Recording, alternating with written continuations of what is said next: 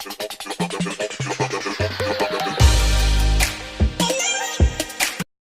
day, everyone. Good day, My name is Benedict. and I'm Jeff Dominguez.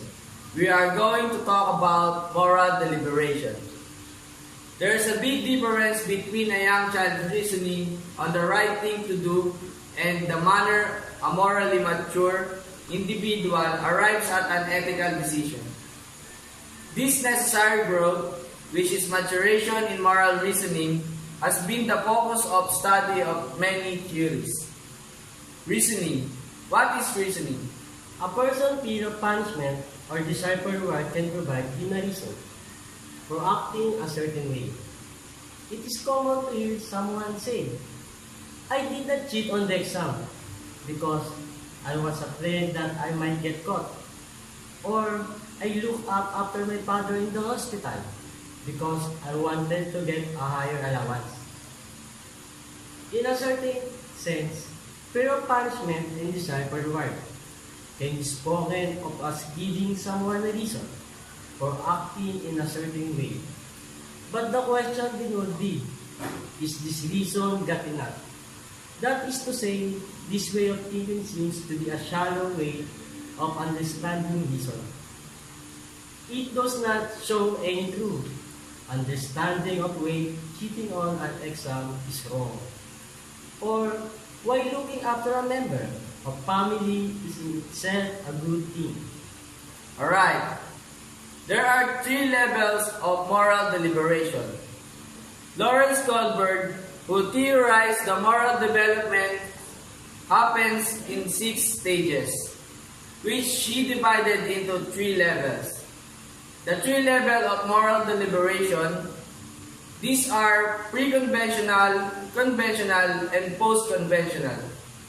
Let us tackle about the first stage, the pre-conventional. This pre-conventional level, whose reasoning is centered on the consequences of one's action. Pre-conventional is divided into 2 stages. The first stage of pre-conventional reasoning centers are obedience and avoidance of punishment. Example, to a young child's mind, an action is good if it enables one to escape from punishment, then bad if it leads to punishment. The second stage of pre-conventional reasoning, when child enters the second stage of reasoning and learns to act according to what she thinks will serve her interest.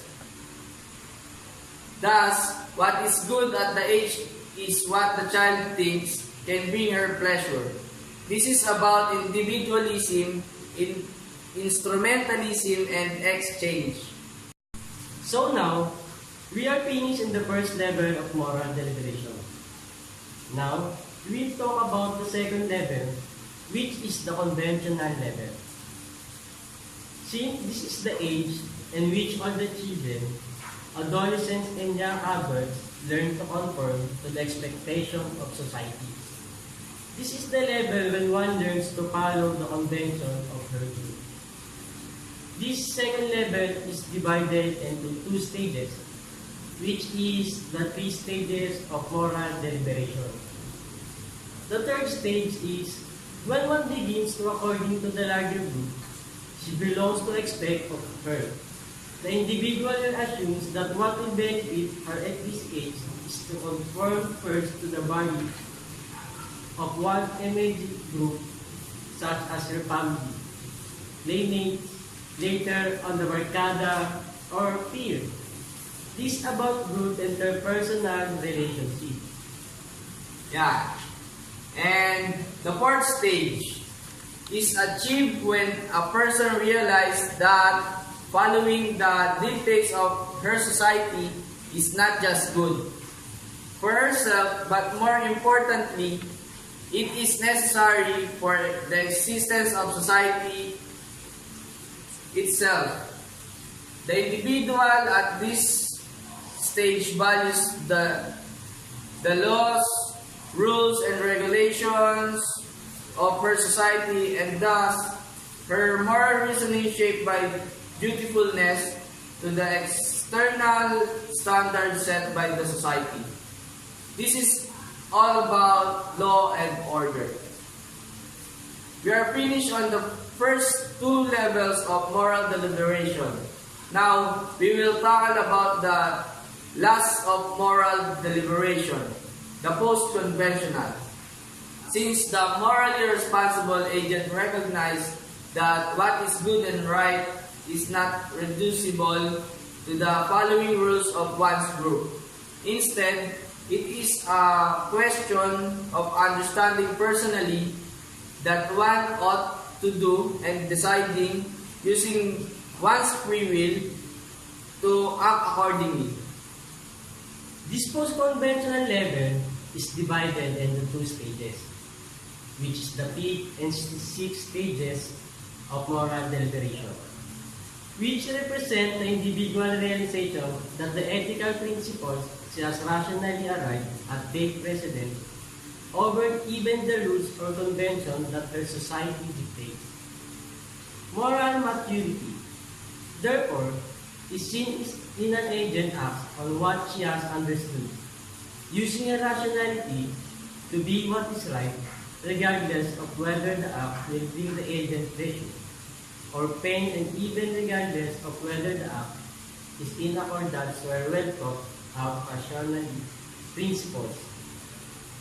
The fifth stage, the moral agent sees the value of social contract, namely agreements that rational agents have arrived at, whether explicitly or implicitly, in order to serve what can be considered the common good or one ought to honor and follow.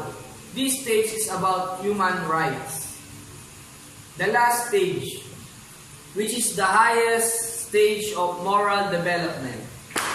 It exists even beyond the fifth stage of social contract, is choosing to perform actions based on universal ethical principle that one has determined by itself.